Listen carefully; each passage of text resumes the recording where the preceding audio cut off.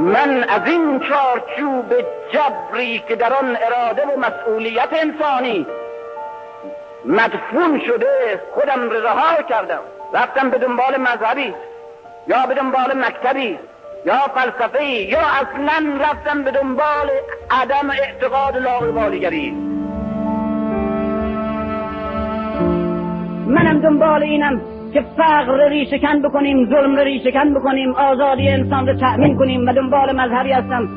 که گرسنگی رو با کفر یکی میدانه و دنبال مذهبی هستم که به انسانها مسئولیت نجات و آزادی در همین دنیا بده و برای اینه که مسلمانم. اونچه که من در مبارزه و فعالیت‌های مذهبیم به دست آوردم معلومه که چیه، چون یک مقدار تهمت و فحش و توطئه چی به دست آوردم؟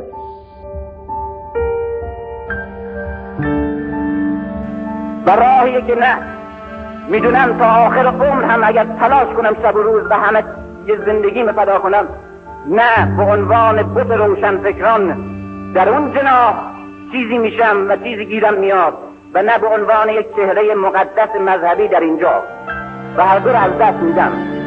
و امیدوارم در این از دست دادنها چیزی به دست بیارم. زرنگی من جوریه که زبانی و راهی رو انتخاب کردم که هم اون طبقه و هم این طبقه هر دو بدشون میاد و از همینجا فهمیدم که شاید واقعا راست میگم.